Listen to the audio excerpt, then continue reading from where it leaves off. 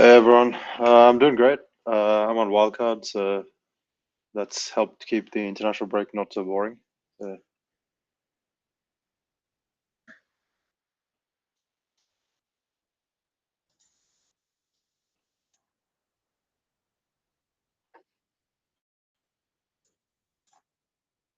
yep. Did you catch any of the international break games? Do you care about international football? Yeah, same. Yeah,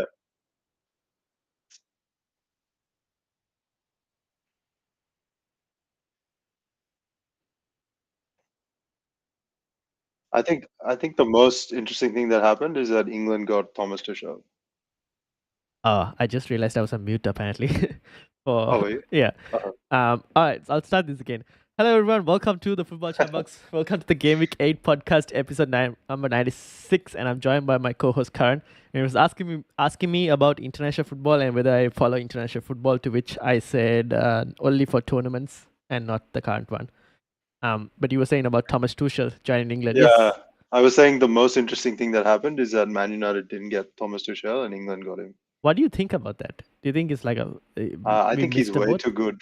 I think Yeah. no, yeah, but I also think he's way too good for international football. Probably, but then I feel like that was England's best appointment in Yeah, the last 3 decades of managers they've signed, maybe potentially, or 2 decades he's of managers.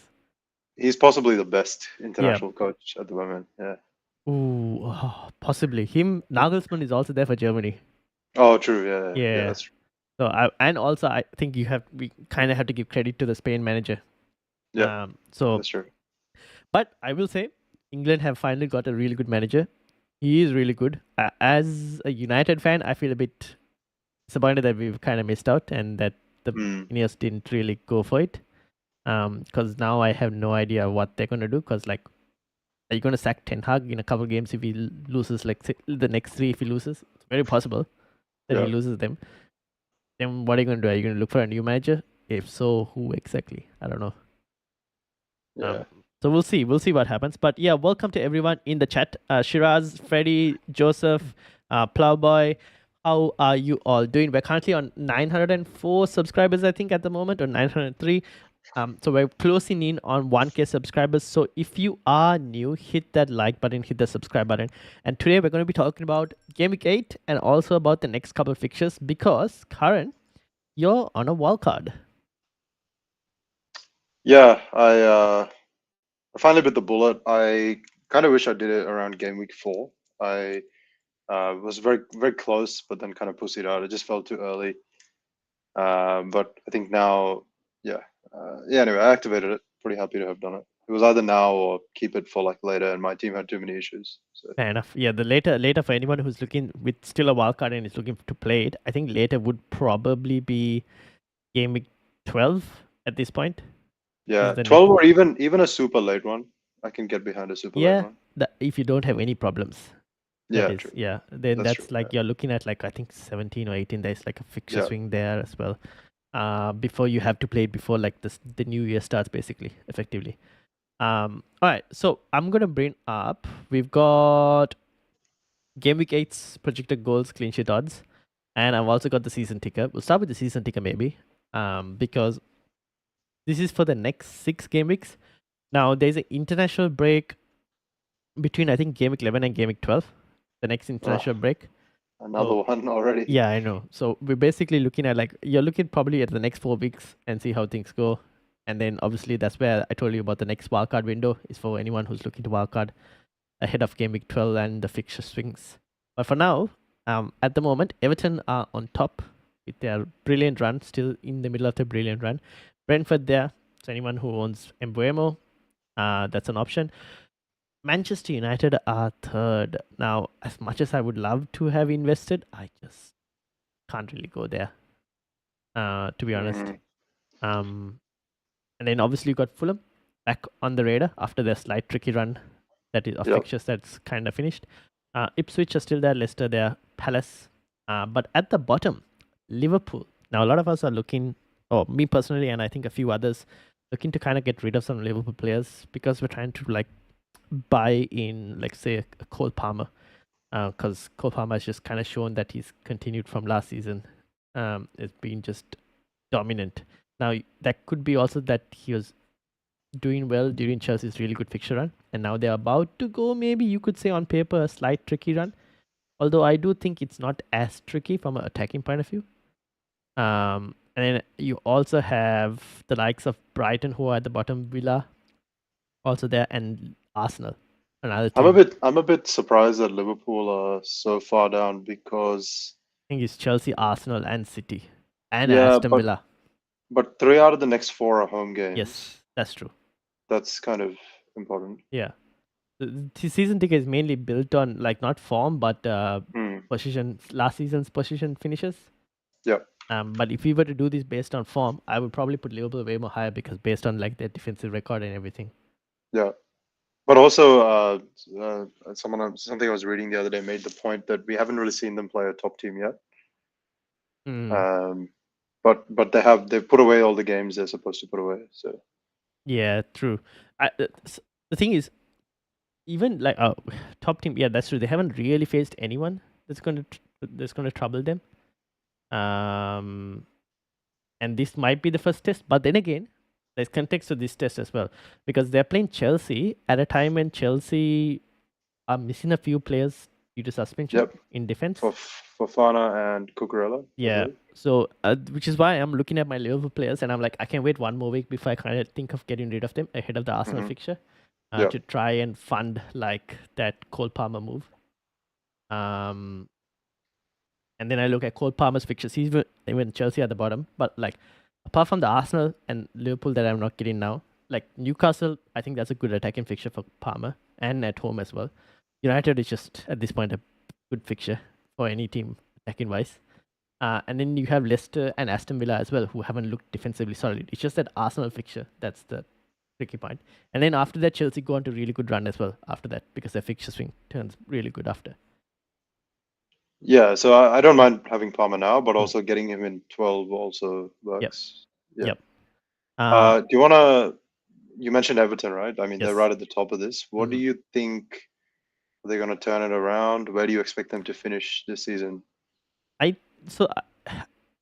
This happened last season as well when everyone invested on Everton defense right from the bat and then they didn't do well. And then this later on, I think it was sometime around this season as well, like this game 8-9, this where they started making clean sheets. And then everyone sold them and then they did really well. Yeah, exactly.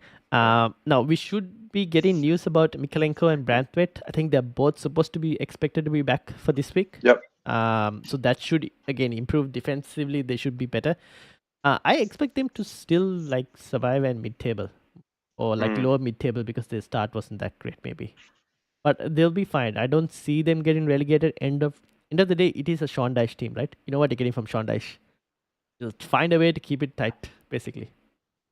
You know what? I think I actually disagree. I think last year's Everton were pretty attacking, right? I think last couple of seasons, like it's nothing like Burnley. Like they're really they're scrappy. They're scrappy, but they go for it. You know? They go for it. This season also they've scored quite a lot of goals. So you see McNeil scored quite a few bangers. They're more attacking than a Sean Dyche Burnley, that's for sure. But they still lack enough goal threat. That's kind of what I feel, which is an issue. They like control. Like they never control the game. So I mean, the fixtures are good though for Everton. So I don't mind having an Everton defender. So I guess if you believe that they're going to finish mid-table or something, then this next fixture run is going to be where they get the points, right? Yes. So like Ipswich, Southampton. Yeah. And Brentford at home. Yeah. West Ham are not that good. So the Fulham, West Ham, Brentford, and the United game as well. All four of them, they could sneak a win or a couple draws in one of those. Yep.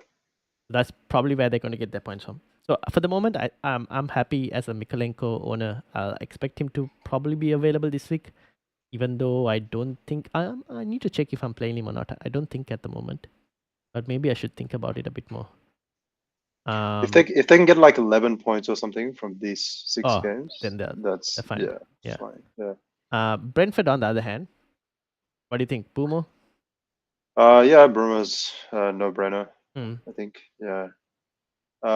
Puma's a no-brainer. Brentford doing some interesting things. You saw the kickoff thing? Yeah, like every 1 minute, 2 minutes, like, and then Thomas Yeah. Frank said, "Oh, we didn't win the coin toss. That's why we didn't score in the first minute." Yeah. Well, Um, they actually found a way to turn even kickoff into a set piece, which is like hilarious. who this thing, right? Brentford, yeah. Brentford, Yep, yeah. yep. But, Indeed. There was a question I was reading in the chat. So Freddie says yeah. Branthwaite and Mikalenko have trained this week, which good news. And Oh, then great. yeah, Yeah. and Simon was asking, is Keane from Everton nailed? No, because I think when Branthwaite is back, Michael Keane is kind of out of the lineup. Yeah. Is it Tarkovsky and Yeah, it's Brentford, Tarkowski right? and Branthwaite. Yeah, so Michael Keane, I wouldn't recommend going there. United, the models will always tell you to go for like a Bruno, but I think I wouldn't even touch. The models love Bruno, but the Yeah. models in general love players that play 90 minutes that are on pens. Yeah, that's true. I don't know. Like, I still don't think he's terrible. Numbers haven't been great. He's been unlucky, but it's sure. But even if he performed as expected, it's not been great. Yeah. So I'd probably just avoid for the moment. I still think there's like a, you never know, right? Like next 3 games aren't the easiest. Brentford, West Ham, and Chelsea. Anything could happen. Like I said, you might even be looking at a new manager come game week 11, which is when you would probably want more United players there. Leicester, Ipswich, and Everton. I think so if we zoom out a little bit, right? Yeah. Like, and we know Ten Hag job is under threat. Yeah. All that. What do you think? Like, do you think he's gonna go for it? Do you think he's gonna play conservatively? Like, what? How do you think he is gonna approach it? Because I think that will affect who we could pick. I don't think we have the ability to go for it per se. So I don't think the team. I think the team is more built to keep it tight. To lock it down? Yeah. Rather than, I don't think the thing is we don't create enough of chances to be able to score many goals. Mm. So the defense will. I mean, we kept 4 clean sheets or something so far. Yeah. So we're like, I think the second highest clean sheets after Liverpool, or whatever. I need to check that, but yeah. So we're okay defensively. Yeah. So I think terrible. defensively we'll be tight. Attacking wise, we'll still continue to struggle because we create a decent number of chances, not enough, and we create poor chance quality. Yeah. The XG is always low, and it's not enough for the amount of chances that our attacking players keep missing. We have like I think 17 big chances missed or something like that, crazy. But like you have the likes of Arsenal and Liverpool also missing the same amount, but they're also creating way more than that, so that their strikers are able to like convert the others. And it's like the people getting the chances are good finishers. Yes. Like that makes a difference. Yep. So like we created so much for Xerxes. Like he's not a goal scorer. No, like, that's the thing. So I think that's Bruno's finishing's been terrible. Yeah. Like, I don't mind a defensive play if you wanted to go for one. And at this point, I think it's Dalot probably as the only reliable one. Honestly, I'm thinking very similarly to you. I think it's Dalot or Onana. I like Onana as well. Yeah. Onana I think he's really in form. Yes. He's really in form. He's been keeping United in games at this point. Yes, yeah. So and in FPL, that's good. I don't mind either. And apart from that, Fulham. Now, Raul Jimenez is a conversation topic as a cheap striker. I have also been, as part of this whole process of trying to figure out how to get Palmer in, looking to see if I can fit Robinson in as another option. Fulham have conceded, I can show you the defensive numbers. They're really good, right? Yes, they've conceded the least big chances out of every team in the league so far. 9 big chances conceded. The next best team, I think, is Liverpool. Oh no, Liverpool are tied along with Villa, Forest, Spurs, interestingly, for big chances conceded. So I mean, Fulham, and they've played Man City. Yes, that's the thing. So I actually don't mind Fulham players, to be honest. That's why I'm trying to see if I can fit Robinson in, because like the run is not too bad. I'm looking from like game week 9 onwards mainly. It's pretty good. Yeah, till 12 it's good. Yeah, but I think there's also like Ain't Nouri who'll come into the discussion later, who could also be best 3 Fulham picks. I would say Jimenez, Robinson. I'll add there as well. this is so hard to say, but I feel like Traore has done really well. Yeah. Um, and the problem is when I look at Traore, I know what his issue is, and it's finishing. Yeah. That's the only It's problem. decision making. Yes, Yeah. final third decision making, mainly final third Yeah. decision making. But like if you look at the numbers and everything, he's up there. But his final third decision making is the issue. Maybe Leno instead if you're looking for a goalkeeper. I think for me, number one is Anderson because he's Yeah, okay. 4.3. Yeah, fair enough. He's I he's should 4.3 nailed. Yep. Bonus magnet. Yep. Yeah, he dropped twice during the international break. Yeah, fair enough. So, yeah. Uh, He would be my number one. Probably Jimenez next and Traore third for me. okay, fair enough. I should probably Yeah. look at Anderson a bit more as well, potentially.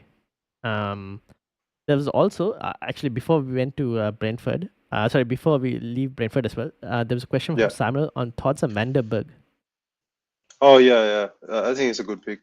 Hmm. Yeah, he's probably gonna get. He's not nailed per se, No. but he's a starter. It seems Yeah, like. it depends on the formation they played. That's the only thing. Yeah. I mean, Uh, I mean, you probably know more than so me, but against big teams, they play five at the back. That's the yeah, theory, right? yeah. So he's not a bad option, but I wouldn't have him as Yeah. a fifth choice. I actually don't Yeah. mind. Yeah. Yeah. Any of the other teams you want to go in before, or do we want to go to like the odds and everything? Maybe we can just talk to the players as we go to the odds. Yeah. Okay. All right. So let's start with the Yeah. opening fixture. Spurs are Yeah. also up on the ticker. Against West Ham. Best attacking team in the league. They are actually the best attacking team in the league. Yeah. They are currently slightly higher than Chelsea. Liverpool, City after that as well. So definitely up there. The one worrying stat from last game week was that Solanke didn't really have much involvement in the second half. Yeah. Now he hasn't played a single game for England during the international break, so no worries as someone who's looking to get him in this week actually. Apart from him, Brennan Johnson has been on form. And so has James Maddison as well, to be honest.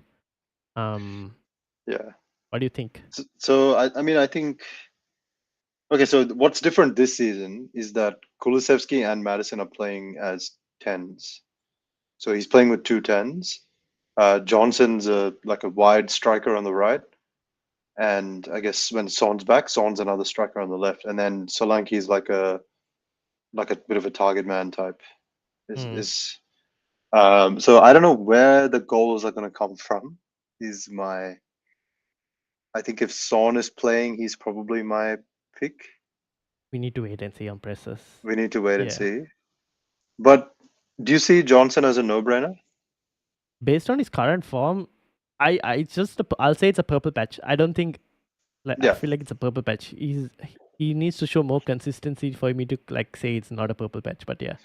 It's a purple patch, but it's still 0.5 XG per 90. It's pretty good. Yeah. Yeah.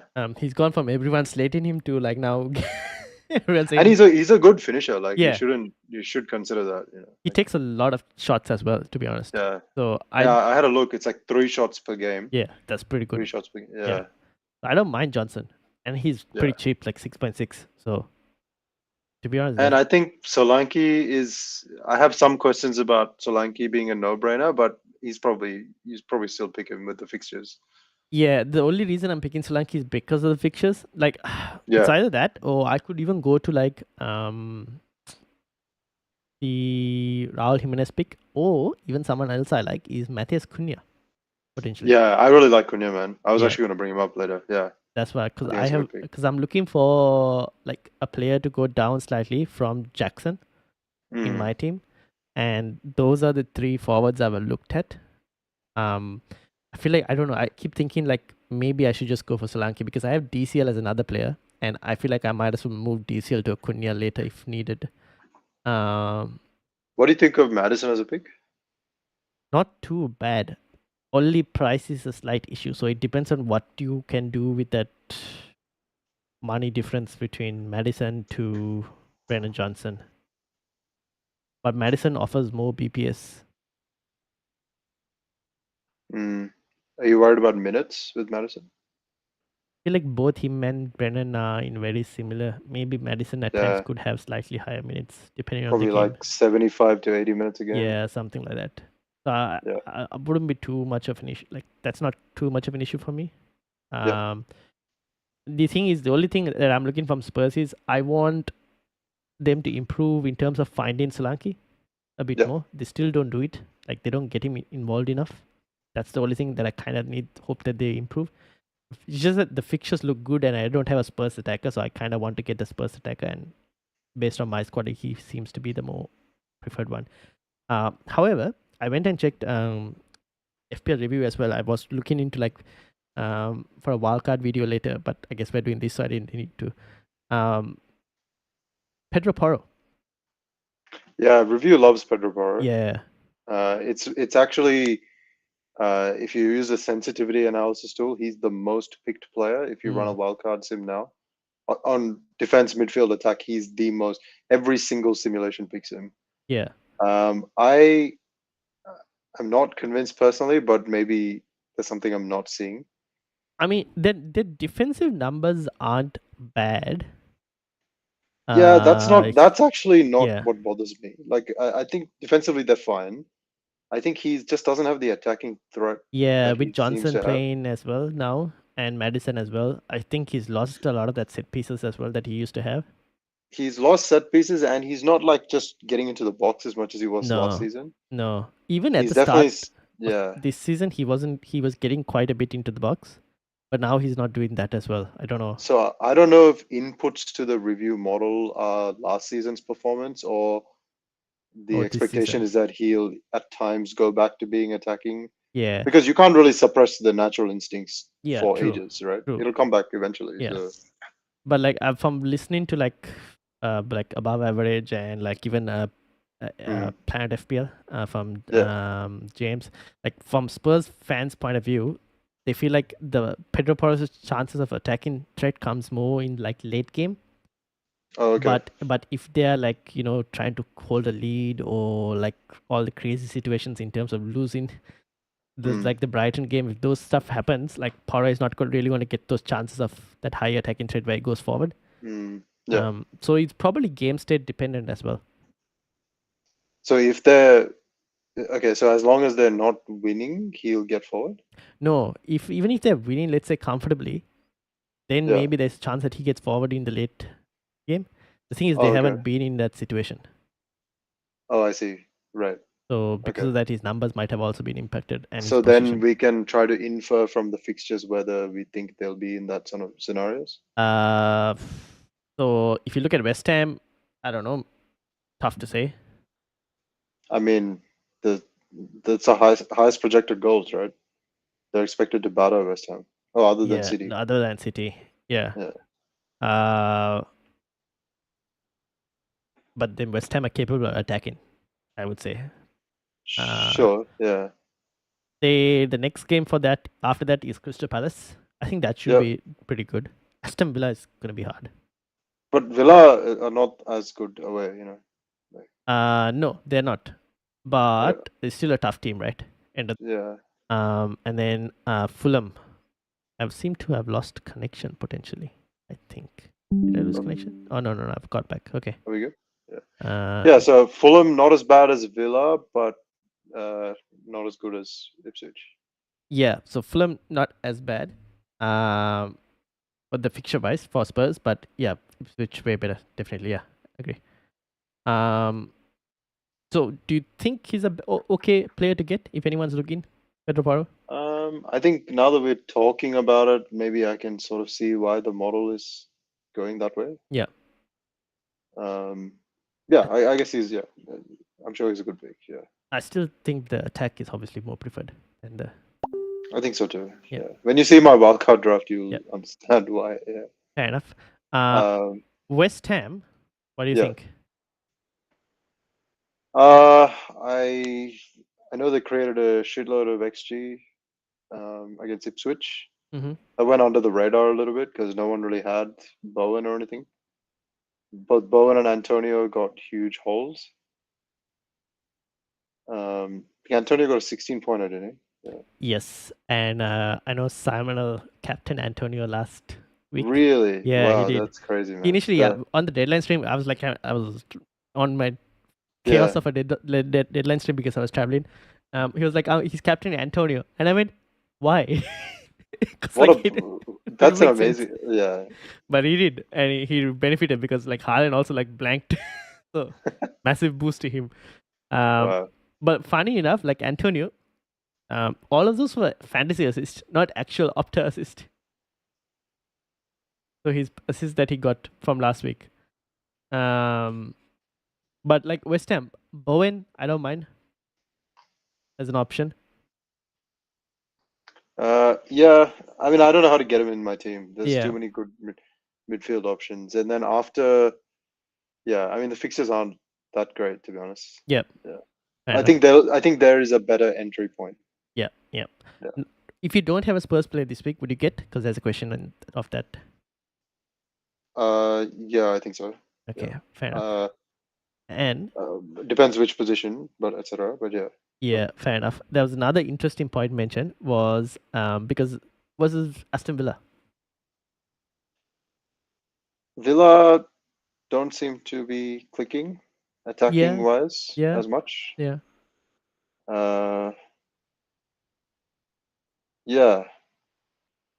I mean, As this has Fulham as favorites, yes, I'd probably agree which as well. I don't think you would see that last season. No, but Fulham are good. Like we've seen their defensive record just now. Yeah. For the season, I at this moment I'm looking to start Smith Rowe over Rogers. Yeah, I think so. Yeah. I think that makes sense. And like I agree with the Villa haven't seemed like they're clicked yet. I was kind of Yeah. disappointed with their performance against United as well, like in terms of how they played.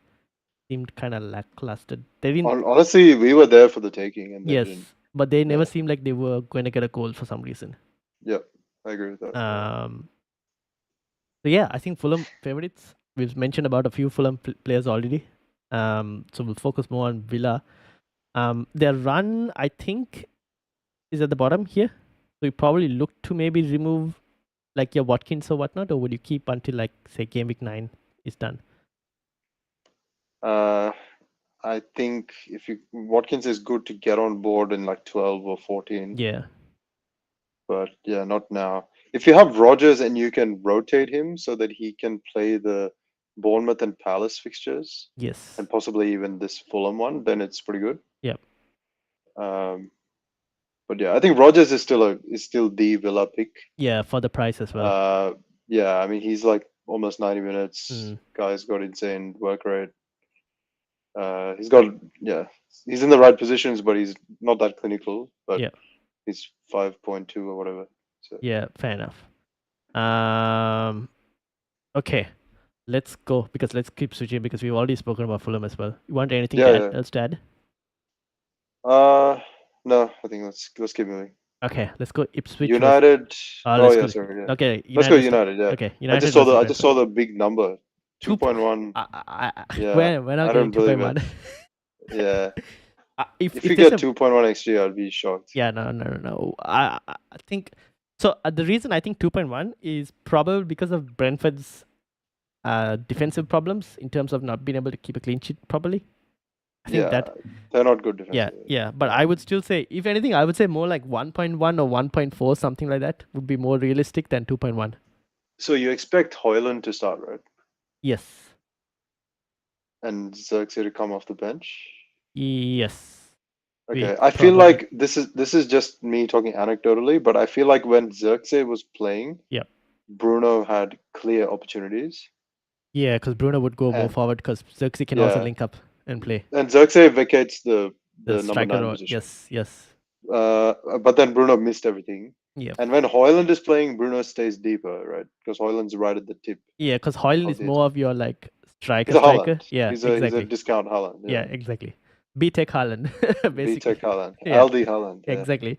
But like Xerxes is more of a link-up player, which is why like a lot of people were saying, oh, maybe you should just like, if you need to give Bruno a rest, you just play Xerxes instead. Stuff like that. Do you think that is why the models are heavily rating Bruno? Because of the big chances he got earlier in the season? You mean earlier? This is no, like they were like They've very high always for rated him. him, right? Yeah, Yeah. it's mainly the penalties and 90 minutes and whatnot and set pieces and all of that. So Yeah. that does play a factor. I still think the United should be the favorites for this game, but even then, I wouldn't be surprised if the game ends up as like a draw or something. Yeah. I'd be shocked if it was a draw just because I think Brentford's quite bad defensively. Yeah, but we're not good enough to score multiple goals. Yeah. I think we're good when the other team, when we can run into space. Yes, We're not good at creating the space for no. ourselves. So counter-attacking works. Yeah, and Brentford kind of go for it, so Yeah. we can sort of counter their counter, you know. Yeah. So we'll see. It will be an interesting Yeah. game. But I still wouldn't go and like invest in any United attackers or United players at Yeah. the moment, unless you had Sure. like I know Shiraz has Onana, and I don't mind playing Onana, to be honest. He'll make a lot of saves. I like the Onana pick. Yeah. But I would just apart from that, I wouldn't really. Oh, Shira says Mainu injured for 4 weeks. I didn't know that. I did see something pop up like that. I didn't have enough time to read into it, so that could be true. Oh, and Ugarte injured. Did you see that? He did come off international break. I did see that, but I didn't know Oh, what man. exactly was the issue. We have the worst luck with injuries. That's crazy. Yeah, which means Ericsson will play potentially. I don't mind that. Yeah. I don't mind that. We seem to control the game when he plays. Yeah. Mino apparently out for potentially 4 weeks. That's not good. So we'll see. We'll see. Casemiro and Ericsson feel scary. Yeah, I agree. Yeah. So I don't know. Anyways, we'll see what happens. It's not the best from a defensive point of view, especially. So, and no Mazraoui as well. So Johnny Evans at left back. So Buemo, sorry, I'm moving on to. Yeah, go ahead. Buemo, one of the biggest no-brainer picks in the game, right? Yes, I would say like it makes sense to try and get him in because they score. Oh, even this fixture, you'd get him in now. I mean, yeah, you look at like Brentford, right? Look at their second on the fixture ticker. But you might as well wait one, right? And get them for Ipswich. You could. Depends on who you have in your midfield. Yeah. Okay. Yeah, it's very team dependent. If you want to wait one more week, I'm not against it. But I feel like he's just a player you play every week. Doesn't matter what. Yeah, definitely. You're never benching this guy. No, because he's the talisman, right? And with penalties as well, right? If they get a penalty, he takes it. So you don't bench a penalty taker. And sometimes they play 2 up front, and then he's part of the 2. Yes. Sometimes they play 1 up front, then he's right wing. Yeah. But he's always in amongst it. Yeah, exactly. So I actually don't mind him, to be honest. Yeah. Anything else to add on this picture? I just want to add that FPL Review thinks Flecken is the best 4.5 keeper in the game. So if you were to build a wildcard team, or if you're looking for goalkeepers, who would you go for? Flecken still, or? Yeah, so Review thinks he's the best 4.5 keeper in the game, even though Brentford are... Oh, can you bring up the defensive ranking? I want to see where Brentford are on that. Actually consider, here you go. Right at the table. bottom. Yeah. So then why does the model like it so much? I guess he's good for BPS, good for... No. It's just, I think it's more like it's just 4.5. I'll try and tell you like some other, like who else are you going to pick at a 4.5 price range? Like Bournemouth's keeper, they're much higher. Oh. Right? Kepa, Sells, yeah. Look how high Forest is. So Sells, I think, should be more considered, to be honest. Henderson, they're all higher. Kepa can't because he has Arsenal, Aston Villa, and City, and Brentford. The next Freddie says Sells is better at 4.5. Yeah, I think Sells is probably the best 4.5. And Forest's defense in general is probably still pretty good. It must be something to do with BPS or saves as well. He has had 101 baseline at the moment so far for the whole season. Okay. If I was to compare that with Sells is on 91. Oh, okay. So not a little bit more. Yeah, not too much. Mm. But he hasn't gotten a single bonus point. So it's all been taken up by like the attacking because they score so many goals. Yeah, that's true. So and they don't keep clean sheets. So and they concede something else. Yeah, exactly. So I don't know. You're probably just only for saves, and you're hoping for that 1 week they keep like a clean sheet, and then the saves all add up, and he gets like a double-digit score. But yeah. I mean, other than that, Vandenberg, someone mentioned that in the chat. I think that's a good pick. Yeah. One of the 4.0s that have good fixtures and are expected to play most games. I think also I was going to say Carvalho. Yep. 4.8. Would you be worried with Carvalho though, in terms of minutes? Like he didn't start the last game, came off the bench, did score, but like still, I mean, if you're playing a three striker system where then you're you not just worried. wanna, Yeah. when you want a guy to play, sometimes I think it's fine. Yeah, fair enough. I did mention this on the team selection stream with Flecken. Hmm. This might be the week he gets a double-digit point. I'm telling you. It's like when I'd be I had Henderson on the bench against Manchester United and he got a 9 point and I started Flecken over. If the Same. chances fall to Højlund, Yeah. I think we're fine. Okay. I But think if he's we- actually a good striker. Yeah, but if Yeah. it's one of those days where we don't If put anything, the chances fall to Bruno and he has another off day, then Yep. yeah, I can see that. Yep. So yeah, I don't mind if you had Flecken and you want to start him this week. Yeah. Yeah, sure. Yeah. Okay. Anything else? You want to move to the next game? Yeah, let's Newcastle. Ipswich Everton. Oh, I guess we Oh spoke yeah, about no, I Everton. kind of forgot this. Yeah, we kind of spoke about Everton. What do you think of Ipswich? Liam Delap should also probably be mentioned as like the cheap Oh, yeah. striker. He gets 90, right? Yeah, he gets, and he's doing well as well so far in terms of form. And Ipswich seem to be one of those relegated teams that are gonna, they're gonna fight go for it.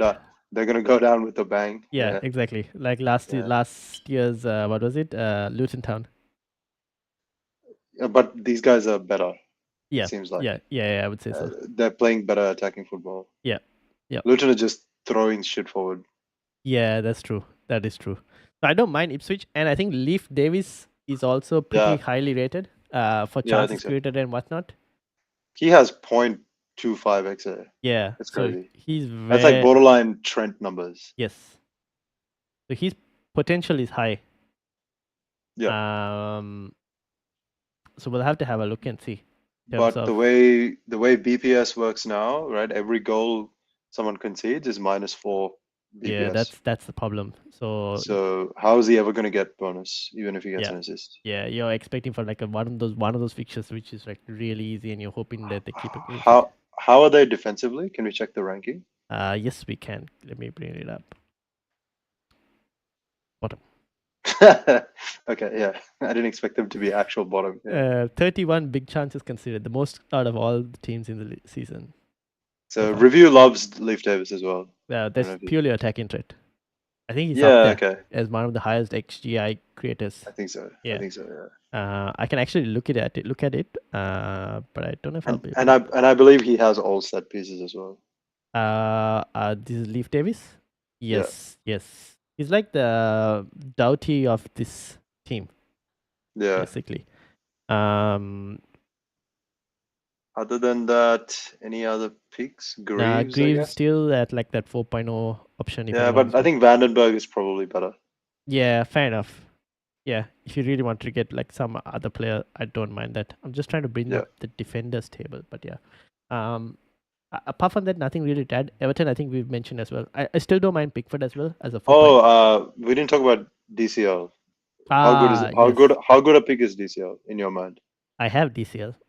The problem I have with DCL is, like I said before, they don't create as much as I would want them to.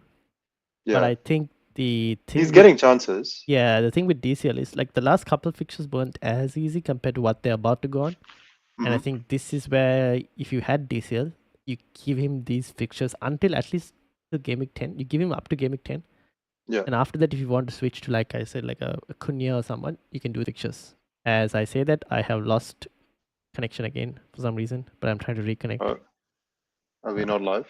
Hold on, my OBS is trying to reconnect. Give me a second. I'm looking at okay, YouTube, we're back.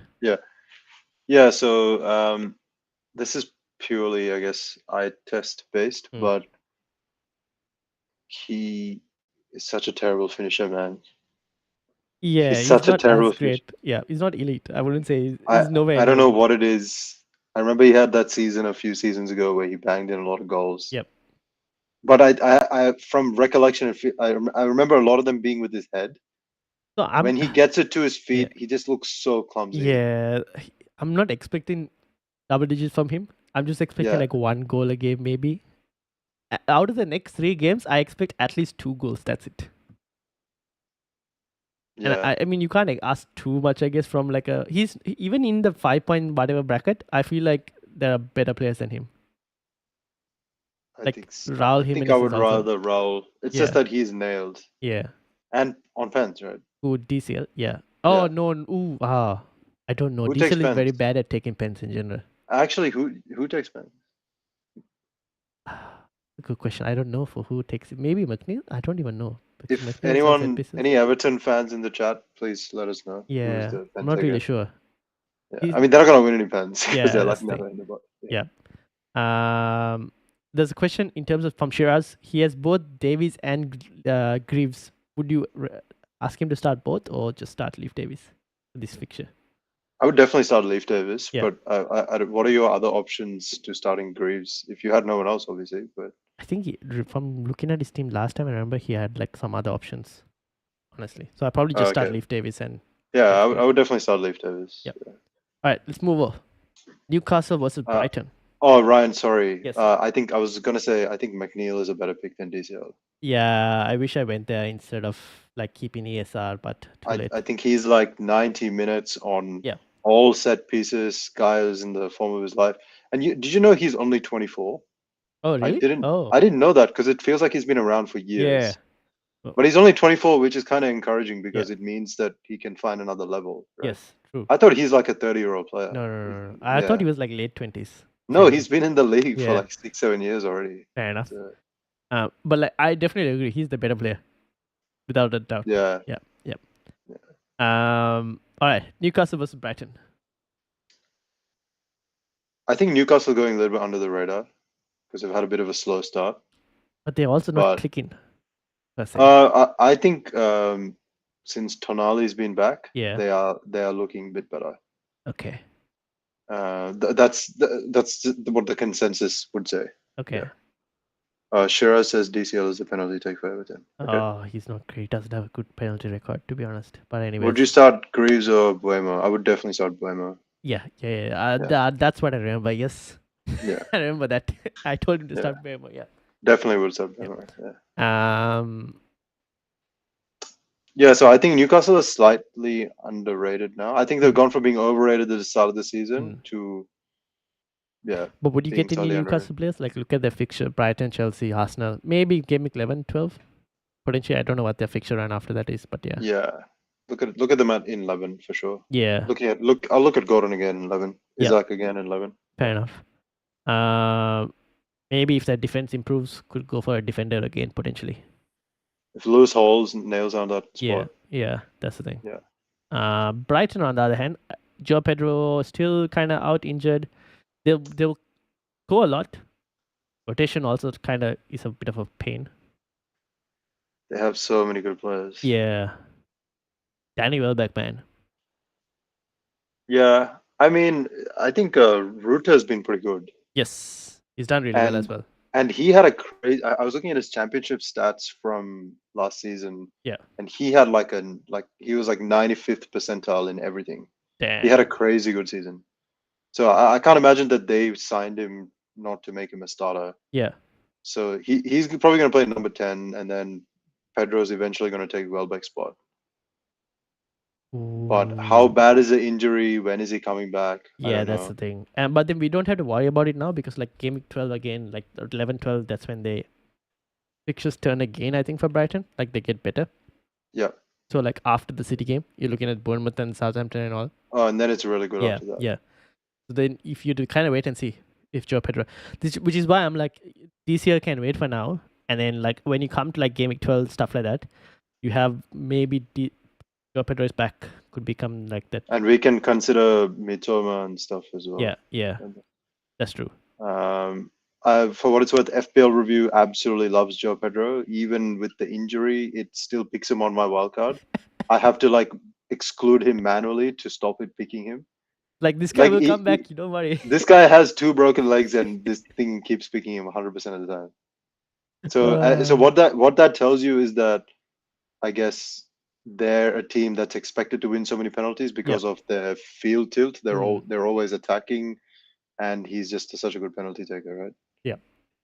So even if he only gets 50, 60 minutes a game, review He's good. says he's a steal at 5.5. Just need to wait till he's fit. Just need to wait. Yeah. Yeah, fair enough. Okay, so these two teams are basically two watch list, see how they do, Yep. and then Yeah. get back to them in like game week 11, 12 around that time. Next one, Southampton versus Leicester. Southampton the favorites here. Yeah. I can understand But why Leicester's defense is. that's pretty awful. Yeah, but James Justin has delivered, but even then I still wouldn't recommend. No, I wouldn't pick Justin. Yeah. I think the best pick in this game is Dibbling. Yes. Just because of the value at 4.6 or 7, maybe. Yeah. He's like, I guess he is in that age group. I read that he was one of English football's biggest talents, and I believe Chelsea had bought him really early, like they do. But then he got homesick in their academy and went back to Southampton. So that's why Southampton have this player who is, no offense, but like too good for them. But they tend to make really good academy prospects from that club. Yeah, they do. Yeah, they do. But Chelsea and City were in for him, and he was at Arsenal's youth academy. But he is a bowler. He was absolutely good. He was so good against Arsenal. Like the game against United as well. Is electric. This guy. Yeah. Definitely. He's a bit like a right-sided Gareth Bale. He's really big as well for a winger. He's quite tall. Not a bad player to have on a wildcard, to be honest. Yeah. I think he's a good pick on a wildcard. Yeah. Freddie, he said Dibbling went to Chelsea for 2 to 3 months, then came back. Yeah. Yeah, I heard it was because he got homesick. But yeah. Okay.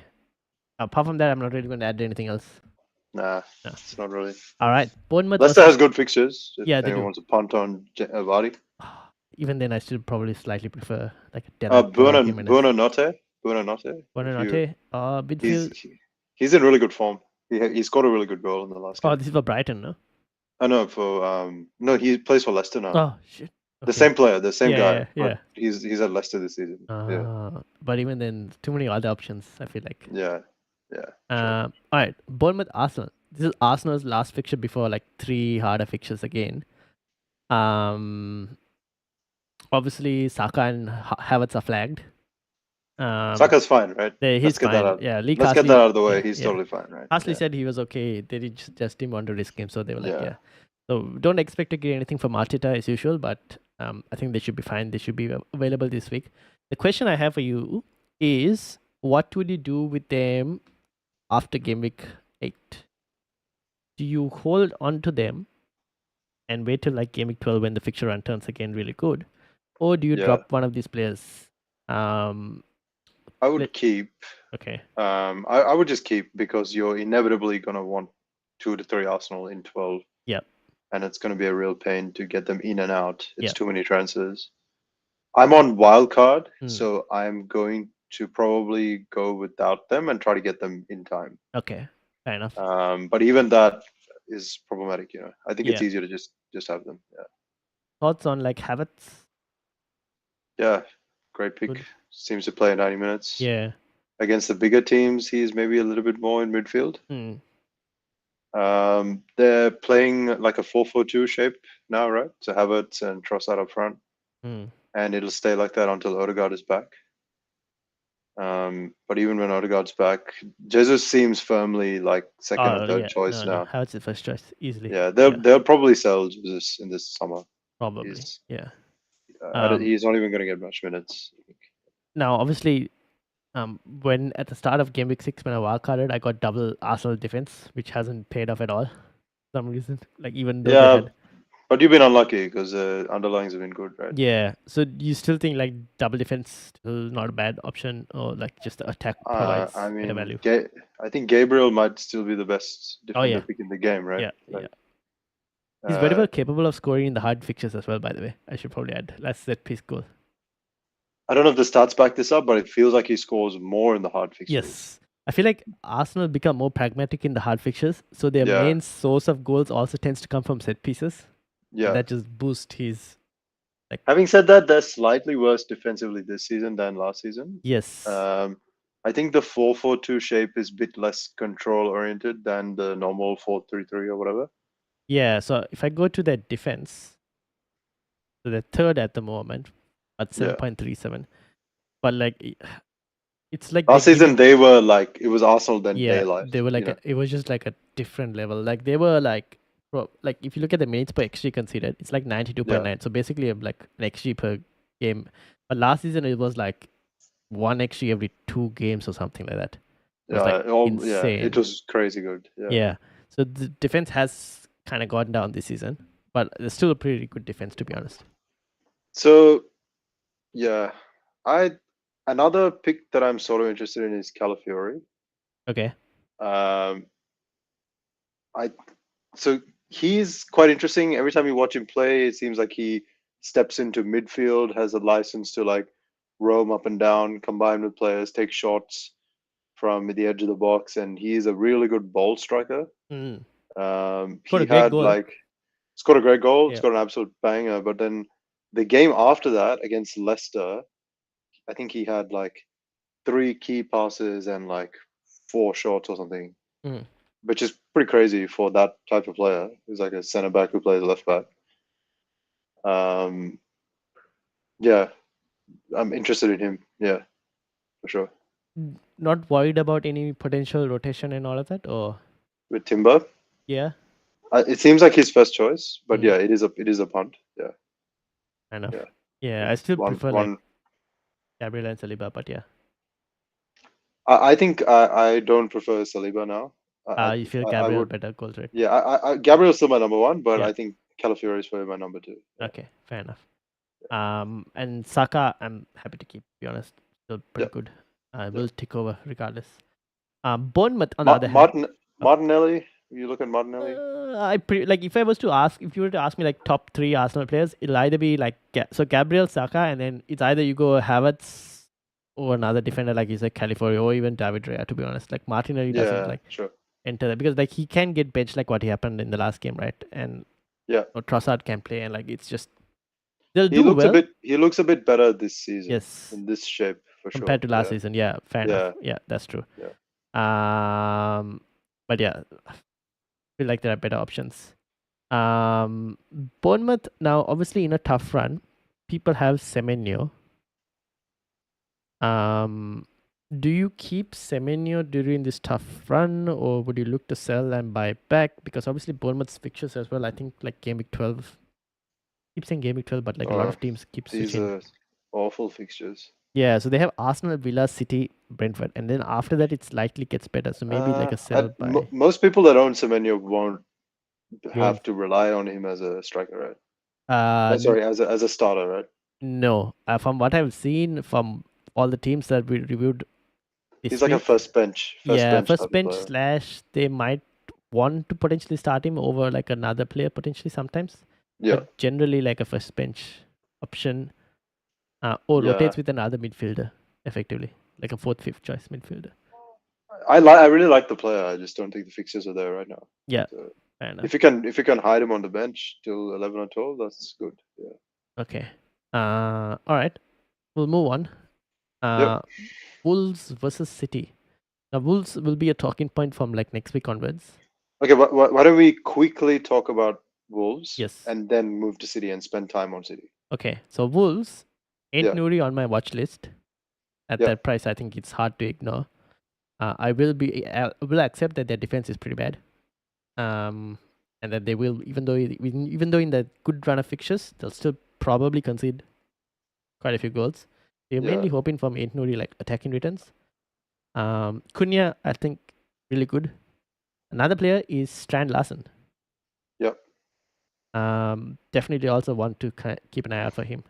I think those are the only 3 picks. Yeah. I think you've nailed it. Yeah. I think Cunha is like he's a really good player. Yes, I rate Cunha as like a forward. And he's a BPS magnet because if you look at the last game, there were 8 goals scored. He only scored 1 goal, but he got 3 bonus. Yeah. That's crazy, right? I definitely rate him. Yeah. Like that's why I was thinking like even against City just even though they are the highest clean sheet out here, they always find a way to concede. And I won't be surprised if he's like that 1 goal or whatever. Yeah, it can happen, but Yeah. we have to think sort Oh of yeah, long term, fixture wise, right? yeah, Yeah, exactly. So it's yeah. not the best fixture, but going after that, I don't mind it, to be honest. You know, the other problem with Cunha Yeah. is it's a very awkward price point. Yeah, 6.5 It's a or very, it's something. a genuinely very awkward price Yeah. point. Like, You're caught in the 5.5 bracket and the 7 million bracket. yeah, Well, yeah, forwards, yeah. if you can have him, and then when Joe Pedro comes back, you can switch him or something Yeah. like that. Or would you just rather have like Strand Larsen instead? Yeah, I mean, he looks like the focal point, Mm. and maybe like Cunha's definitely better, but maybe he's not a whole million better, you know. Yeah. True. So yeah, Fair enough. yeah, Ait Nouri is an attacker, but they're never gonna ever gonna keep a clean sheet. I'm surprised. Is it Martin O'Neill? Who's the no, not Martin O'Neill. What's his name? Gary O'Neill? Who's the manager? I'm surprised he still has a job. Is what I was gonna say. Gary O'Neill. Yeah, Gary O'Neill. Gary O'Neill. Yeah. Yeah. Yeah. I mean, Um, there was a lot of talk about he might be the first manager to get sacked this season or whatever. yeah. But Possible. seems Maybe. But they've yeah. had a tough run of fixtures. I'll add that as well, though. Yeah. So about to have a Yeah. good run. So we'll see how they do. But they've yeah. scored in every game. They've Yes. scored in every game except for Arsenal. Yeah. So they should do well. We'll see what happens. Yeah. All right. City. All Cool. Haaland. Let's not waste time. Good. Right? Get him. That's it. Best captaincy option this week. No other conversation about Yeah. that. But yeah. With Rodri gone, do you think the defense is like it's just much worse? Or It takes a hit, definitely. yeah. So stay away from the defense, even though they have a great run. No, I still think like the likes of Rico Lewis and Guardiola have that upside. Yeah. That it's worth a punt. I never know with Guardiola because it feels like some games Yeah. he is a centre back. And sometimes he's like that marauding left back that you really want. Yeah. And if he's a centre back, he's definitely not worth the money. Yeah. So Rico Lewis at the money is definitely worth that punt. But then he's cheap, right? I was thinking Yeah. about this the other day. He's cheap, but randomly will get rotated. So then you need to spend more money in other places. Yeah. So you need like a. Yeah. So then he's not cheap, you know. Like yeah, because you need. So this is where that Mikolenko at 4.3 whatever all helps. Yeah, that's true. Yeah. It's worth the punt if you know he's playing and all. And at this moment, I think he's gonna be playing at the moment. Yeah. I'm not too worried about like even like the last game. I think it was Walker that got subbed off and Rico Lewis like played the whole 90. So I don't really mind having Lewis. The bigger question now is the midfield, and I guess that's what you're also trying to figure out because a lot of not only wildcarders but also people who want to get on this run in terms of City, in terms of midfielders. Foden is the talking point. And this could be similar to like Game Week 6 when not many went for Palmer because they were still uncertain on Palmer and all of that. And this could be the same thing. What do you think? I think Foden has to be a good punt. I'm not saying he's a good pick, but I think whatever happens, like I think I'll be happy with punting on him, you know, because the upside is there. Yeah. Like if it doesn't work out 3 game weeks from now, I think I'll look back and be like, you know, the upside was there, so I'm happy that I took the punt. Yeah. But I can definitely see many outcomes where I'm annoyed and have to take him out for someone else. Yeah, fair enough. He hasn't played enough minutes as well. But the upside is just so there. The upside he hasn't played that many minutes. He's looked like shit when he played for England. Yeah. You know, but I was watching like Tifa Football put out this video on the new shape Man City are playing this season. And I think Foden will play behind the striker. Yeah. Whereas last season there were 2 cams behind Haaland. Yeah. Now I think he's like the number 10. Yeah. So, I'm reading the comment from Shiraz, but anyways, like yeah. the thing is with Foden, I don't know, like I think on a wildcard I don't mind you punting it. I wouldn't spend a transfer myself, like if I had to, like no wildcard. I don't know if the upside is there, but like I guess it depends on your risk appetite as well. I think it's like wildcard, or you have a setup team with good fixtures. Sorry, with Yeah. enough transfers. Yeah, exactly. If you have enough transfers and that you're willing to burn one to try on this punt, which has high upside, definitely has high upside. Because you're willing to burn one transfer, but then you might spend two transfers fixing it. Yes. So you need to have enough transfers. Yeah. Yeah. Because But if it doesn't work out, you again, like I said, Cole Palmer, you end up moving there potentially. yeah, it might even cost you two because it's not the same price. No, Right. you have to go up Almost as like well. he's like a whole billion more now. Yeah, exactly. How many minutes would you give him per Foden. game? Yeah, if you had to make a guess on number of average minutes per game over this next stretch of 4 or 5 games. So hard to answer because he hasn't consistently started as well, and he's been on the bench for most of them. But he's coming back from injury, right? Yeah. Let's start with like 70 minutes for this game and then slowly goes up. So on average, you would give him what, 75, 80? 75 minutes, yeah, 75 minutes. Okay. Not too I bad. think at 75, I would take the punt. Yeah, enough minutes to do damage. Yeah, I think at sub 70, I probably wouldn't. Okay. Yeah, no. Yeah. I'd probably give him more. Pep generally has a tendency to at times to not make subs. So or delay it like as much as possible.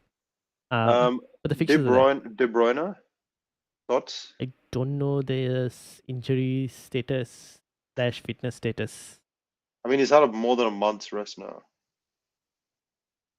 Yeah, like he's missed what 2 or 3 games and 2 weeks for this break. Do you think let's say if he's fit, he comes and plays that Rodri role, or do you think he'll still be more advanced and? So, when I was watching this tactics video, Yeah. which everyone should check out, by the way, it's on Tifo Football's page. Okay. But City are playing a 3-4-3. Yep. But the middle 4 are like a diamond. Yeah. Okay. Right, and De Bruyne is the left side of the diamond. 4. Okay. Of that diamond, yeah. Left or the right side? Left. Okay. So he starts off somewhat wide, but then because he's so wide, he can cut in on his right foot and play like long balls and shots and stuff. Yep. So he's a little bit deeper, but he has more space to dictate the game. Yeah, this is why Rico Lewis ends up as like advanced. Yes, so Rico is on the right side of the diamond. Yeah. That makes sense. And Kovacic will be the bottom of the diamond. Pivot, yeah. Yep. And we're expecting Foden to be the tip of the diamond. Yep. Which is why I'm excited. Yeah, fair enough. Okay. Yeah. He should. Okay, so he should do well, Foden. Now I probably prefer Foden at the moment over KDB. At least. Yeah, if KDB's fit, I don't mind. I think that's a fine punt as well. It's going under the radar a little bit, I think. Because we know what he's capable of, just the minutes and fitness and everything. Yeah. Some people picking Edison. Quite a few people. You don't like it? I never rate Edison as an FPL pick. There's two types of people. People that pick Edison and people that don't. Yeah. If you follow the model always you'll pick Edison. Yeah. But no. The thing is with Edison, he's not even rare this thing. Rare at least they'll keep clean sheets, and Rare tends to make more saves as well when they're playing against harder. Edison, he doesn't make enough saves, for one. He's not even involved in the game. Yeah, and then the most odd stuff, he does some stupid stuff, and then I go, what are you doing? And then they concede a goal, and I'm like, yeah. And then he gets an assist. Exactly. So just can't deal with Edison. No, thank you. Not worth it, I feel like. So yeah. Any of the other defender picks you like? Just Rico and Guardiola. I think I prefer Rico over Guardiola at the moment for the price.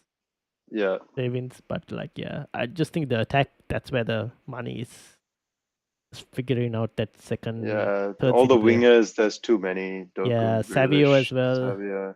Savio, I like Savio as a player. He's gotten dropped in the last couple of games, so I don't know why. You can't pick him. There's too much rotation.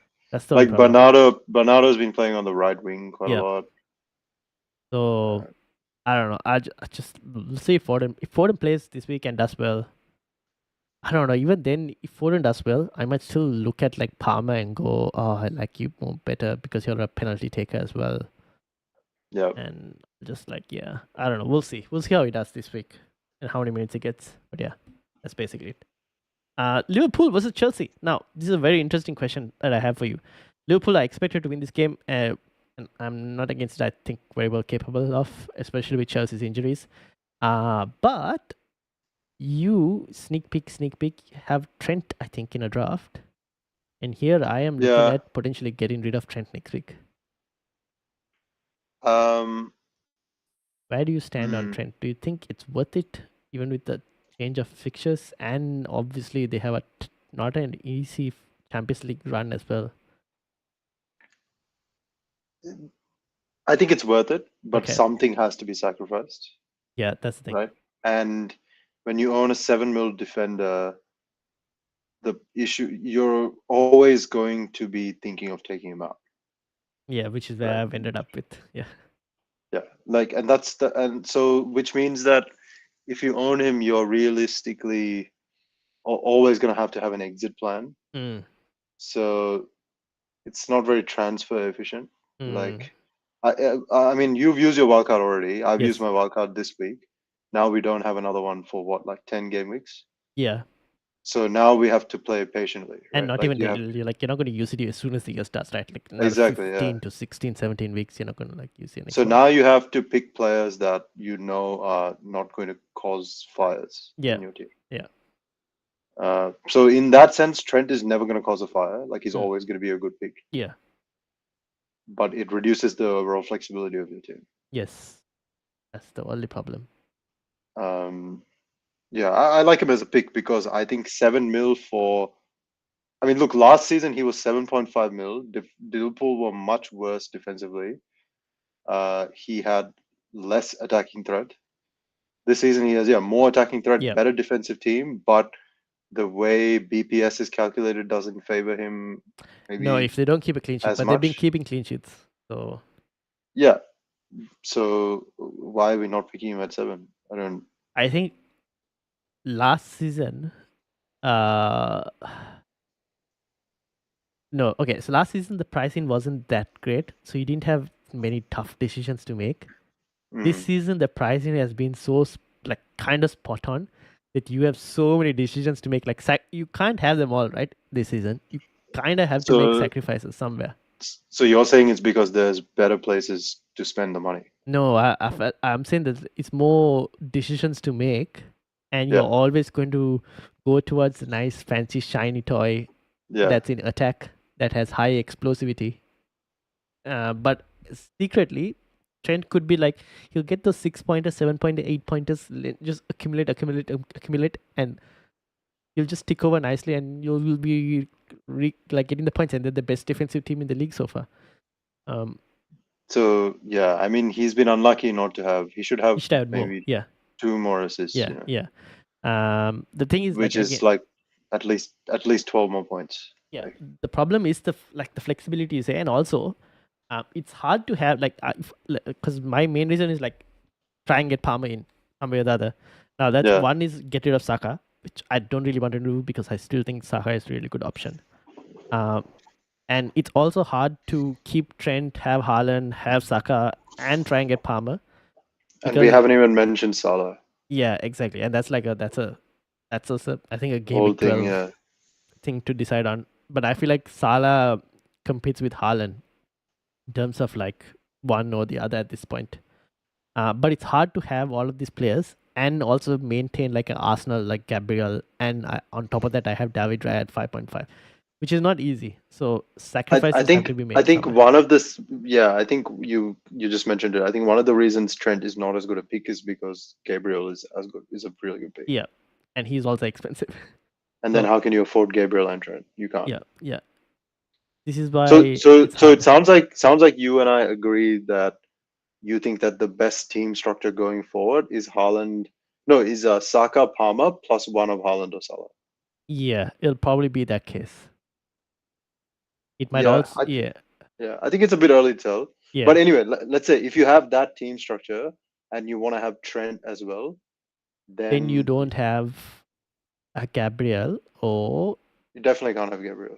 You can still do it with Gabriel. You can't have like Raya. I can't have Raya. I need to go to like a Flecken like this. No, you definitely can't have Raya. You have to have a Flecken. Yeah. And also you need to have 2 midfield like cheap guys. Yes, very cheap guys. Like Or not just Rogers. You need to have Rogers and like Traore or Diblin or something. Yeah. Dibbling or Or something. Yeah. you need to have 2 cheap strikers.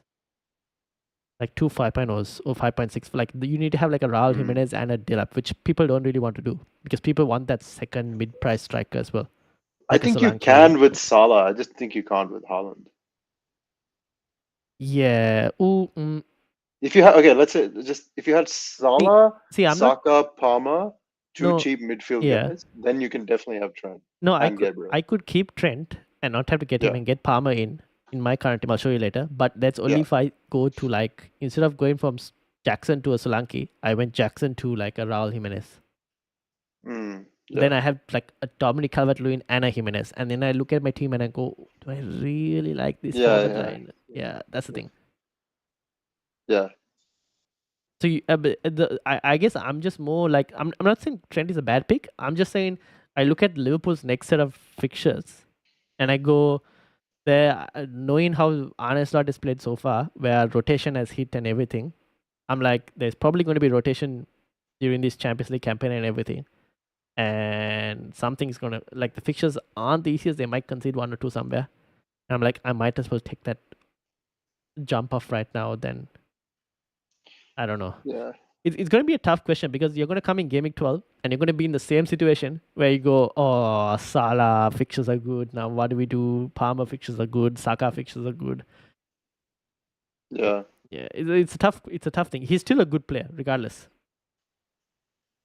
Depends on what else you're sacrificing. I don't know. Plowboy says Salah will score versus Chelsea.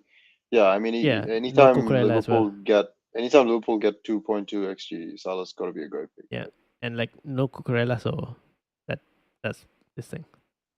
Like the defense is going to be weak at Chelsea. One thing, Salah seems to be getting hooked off. Yeah, he got hooked at a little bit. Yep. Which is and could you go back to the fixture ticker? I want to see how the Champions League things go. Oh, I do not have the Champions League. No, but I have it here, so okay. we can, if you bring it up. So Liverpool, they have Chelsea. Yeah. Actually, I can just bring up Liverpool's. So between so I'll just read it out. So between Chelsea and Arsenal, they have Leipzig away, and that's with like 3 days gap on either side, right? And then they have Palace. After that, they have Bologna at home. Sorry, they had Bologna at home. Sorry. You're reading that. Yeah. Then they have Brighton in the Cup and the League. Yes. Then they have Leverkusen. So they have Leverkusen in between Brighton and Villa. Yeah. Then they have Real Madrid in between City and Southampton. So they have Leverkusen, Aston Villa, international break. Yeah. After international break, Southampton. Okay. Yeah. Then Real Madrid, Man City, Newcastle. So see, this is why I go, and then Everton versus Derby. So I have a feeling, right? Salah goes from being this 89-minute a game player to like maybe like 82. Yeah, on average, yeah. But that affects his EV. Yes. Yeah. It's not the easiest. The thing is, they're a good team, but we've seen Slot rotate so much that I've just got, which is why I have Diaz as well, and I'm like, Diaz, your time is up. Diaz absolutely straight away done. Yeah. Like the rotation is coming. He might start this week, but rotation is coming. We know that he doesn't like Darwin. Yeah. He doesn't like Darwin. But that's good for Jota, not for Diaz. That's good for Jota. Yeah. But Gakpo's there as well. Yeah. So Gakpo mainly rotates with at the moment with Diaz. Yeah. That's the thing. We haven't even seen Chiesa come in. Yeah. So and see, that's the thing. When Chiesa is back, like Salah's minutes could go down a bit more. Yeah. So yeah, that's the kind of worry that I have with Liverpool. Still a good team. Who will do well. Rotation is my slight worry. Yeah. But I will be playing them this week. I'm not selling them this week because Chelsea, with players missing and everything, I think it's a good game for Liverpool. Yep. Apart from that, like you mentioned earlier, right, that they hadn't played a big team. Same thing I could say. Maybe Chelsea also, they've played City only so far. Who else they played? Uh, Haven't played. I don't think they've really played anyone else. I saw some stat that Chelsea have like the least number of like pressing actions amongst the top half of the table or something. Against them, or So they are the no, least? so they don't press much this season. Okay. So they're very attacking, but they don't press much. So they kind of wait for the opposition to play at them, and then they play around them. Ah, Um, so I'm not sure if but they're one of the yeah, highest attacking teams in the league. and that really suits Palmer because Yes. he's a sort of he's such a quick decision maker. Yep. And there's always people when they're always making runs around him, he always has options. Yep. And there's always space for him to act. And everyone else around him, they all get subbed off at 60 minutes and they bring on another three people. Yep. You know, and they have the depth for that. So Yep. that's why I think he's just long term maybe the best pick in the game. Honestly. Yeah. Fair enough. Yeah. Yeah. That's why I kind of want to get him in. Yeah. The next couple. Yeah. That's it. You want Anything to talk else? about the last game? Yeah. Last Forest game. Palace? Forest Palace. Forest defensively good. Palace. Very good. One just of the best in the league. Yeah. Sales is a good pick. Hmm. Milenkovic, Olena. Yeah. Alex Moreno. Yeah. Alex Moreno is a good pick. Yeah, because this one, Nick 4.4. Williams is not going to start over him at this moment. So yeah. Yeah. Just like next 3 weeks they have good run of fixtures. After that gets slightly a bit more harder, but the next couple of weeks is fine. So, I think Forest we just like even if they any home game is good for them. Yeah. They've shown that. Yeah. So good team, they should do well. Chris Wood, another striker, decently getting returns. Yeah, he's a good pick. Yeah. He's a slightly awkward price point. I want my strikers to be, I guess. Yeah, he's in the cheaper, same like Cunha price bracket. Yeah. I want the strikers to be around 5.5 or more than 7.5. Yeah, you know. fair enough. But and then Palace, I don't know. I think they've kind of been affected by players leaving and doesn't look. They're really interesting. I think we're only just now realizing how good Olise was. But they lost Anderson as well. On top of that, he's possibly been Bayern's second best player. Yeah. He looks like 100 million player. Like he looks genuinely really good. Yeah. So, but having said that, Eze has been missing chances left, so right, and many center. good ones. Yeah. Yeah. FPL Review loves Eze. Yes. For my wildcard draft, it keeps picking Eze. Yeah. But still, I probably like avoid at the moment. Yeah. Cool. Yeah. Nothing really else to add on to this game. Yeah. But I expect Palace to probably come good. They have yes, a eventually. Good coach. Yeah. But for the moment, Forest good. All right. We saw. Okay, this was the expected goals. Spurs, Chelsea on top, Liverpool on top, City on top, and at the bottom you had Ipswich, Leicester, Wolves, and Everton. And then in terms of wildcard draft. So, Karan, the current wildcard draft, you come with the double Brentford goalkeepers, so Flecken and the 4.0. You have Dalot, Trent, Anderson, Davies, and Alex Moreno. So no 4.0 defender. Sorry, Ryan. Did you have the one I sent you after Yes, this? I do have the other one. So this is a new let's one. Look at this. This is the one. Yeah. You've got Onana and the 4.0 in the Brentford goalkeeper. Leaf Davis, Gabriel, Rico Lewis Dunk, and Anderson in defense. Mbeumo, Johnson, Foden, Heung-min Son, and Diblin. Obviously, press conferences will depend on Heung-min Son and to an extent. And then Raul Jimenez, Solanke, and Haaland up front. So I think let's go through the no-brainers. Okay, like I think the no-brainers is Haaland. Yeah. The no-brainer is Mbeumo. Yep. I think Gabriel's maybe not no-brainer, but it's pretty close. Yep. And Solanke you can put in that bracket. Yep. And Johnson is also close. Yep. Right. I think those are the no-brainers, and then you fill in the blanks. I really, really like having triple Spurs attack. Yep. Because I just don't think they're going to generate a lot of XG. That is a given. Yeah. You don't know where it's going to come from. So I just want to have different lottery tickets. Yeah, fair enough. If Son is fit, like I think Ange is normally pretty upfront. So if like you said, press conference dependent. Otherwise, Son will be Saka or Palmer. But I'm pretty committed to taking the punt on Foden. I think on wildcard it makes a lot of sense. If it doesn't work out, I'll just back to Palmer or something. Hmm. I went for Jimenez. I could have also gone for Joe Pedro and hit him on the bench, but Nah, too much of a problem.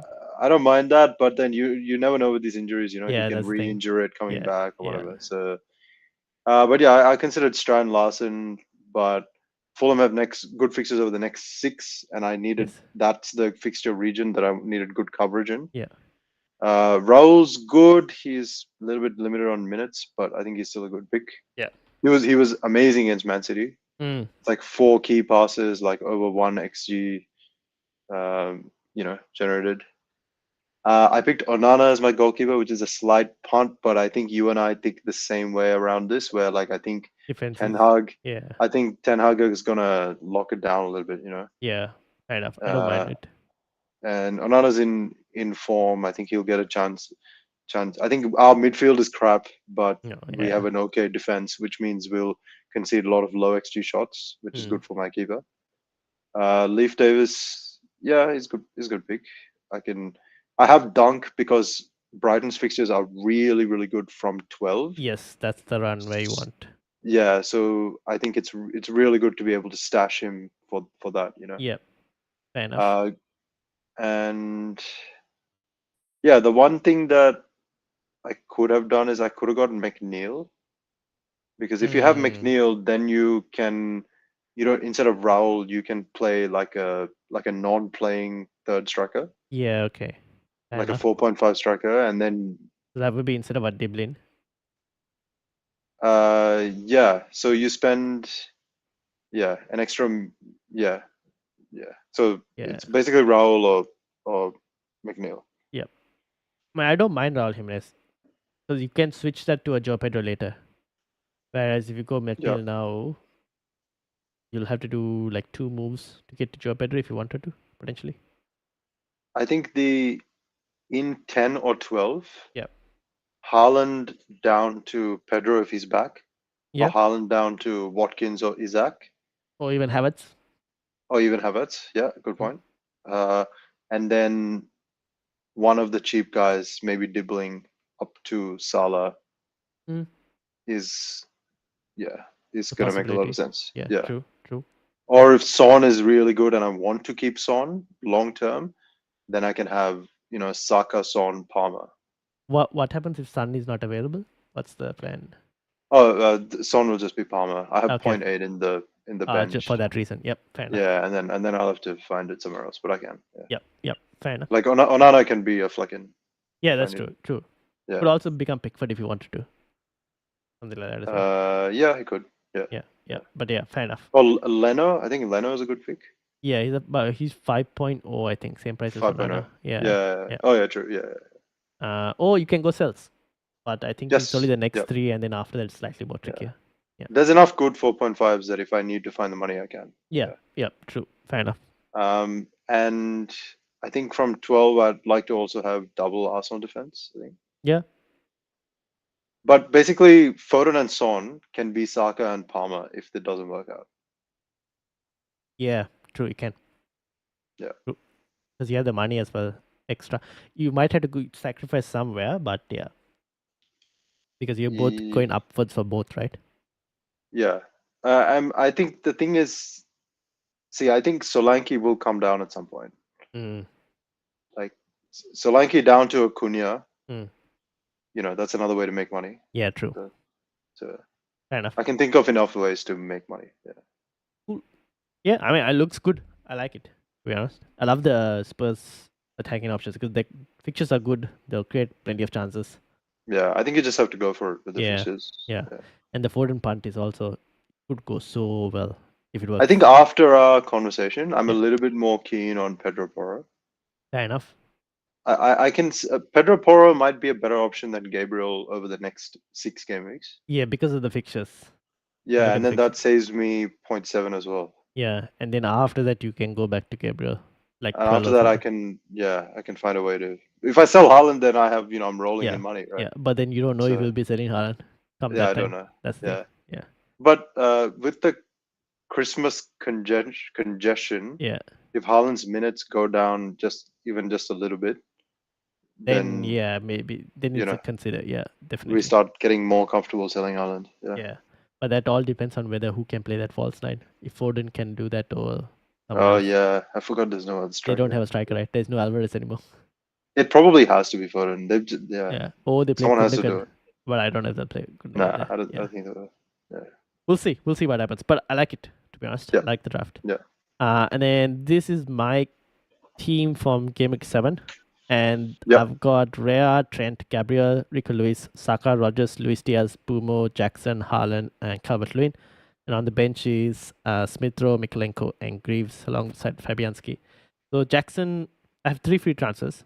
I'm going to use one only. So Jackson to Solanke this week. And then I'll start Smith Rowe ahead of Rogers. And the rest of the team will be the same. You're gonna Diaz is gonna play 60, I'm going to 70 keep minutes, right? I'm going to keep Diaz for this week and Yeah. then move him to Palmer next week. Okay, that makes sense. Yeah. Yeah, that is the plan. You have the money in the bank? Yes. Okay. I have to downgrade Trent. Oh, okay. Yeah. That's where I was talking. That Trent will Yeah, have to that go to makes like sense. a 4.6 defender. I was just thinking another reason why Trent is not as appealing this season, Yep. even though everything is good, is because there are so many good cheap defenders. So Yes, many. that's the thing. I was playing around in the wildcard. I had a draft that had what's his name, Anderson, Michaelenko, and Vandenberg. It's like all the cheap defenders, and you can save so much money. That's the thing. So I'll probably look into a defender next week. So I'll be watching Anthony this week to see how he does. And if I'm convinced, I'll probably go for him. Kind of makes sense with like the good run. Yeah. I might also see Anderson, give him a bit more of a thought again. And if Robinson happens to fall by 0.1, that will help a lot because I can afford him as well. So I don't know. We'll see. I don't know. I actually see Anderson as a good option. Yeah, fair enough. Set pieces. 4.3 is crazy. Yeah, true.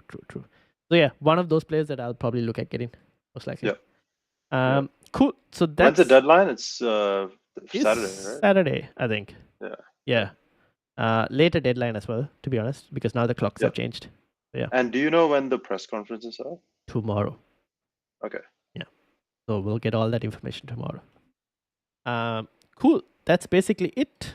Thank you to everyone who's been in the chat. Been a very the chat is having a chat in itself as well. So thank you to everyone who's been there. Andy Burton as well, long time back. And shout out to Combe, Plowby, Shiraz, Freddie, and I mentioned Combe as well. Roy as well. And everyone else, Gov, Rebnek, and anyone else in the chat as well. Thank you very much. Hit the like button, hit the subscribe button. We've been bordering on 15 to 20 at points, 15 to 17 viewers. So hit the like button, hit the subscribe button. We're trying to get to 1K subscribers. So we're heading there soon. And I'll be live on the deadline stream 2 hours before the deadline to answer all your questions. Anything to add, Karan? No, I was just looking at Andy's comment. Just talking about how Villa have a lot of injuries. Yeah, yes, he's a Villa fan. A good point. Yep. Andy thinks Rogers will drop off, which is possible. Yeah. Yeah, good piece of info. Yeah. Yeah, that's true. Fair enough. Okay, we'll end it there, and I will see you all for the deadline stream on the Saturday. Until then, have a good day, and we'll see Thank you, everyone. Yes, indeed. See you all later. See you all.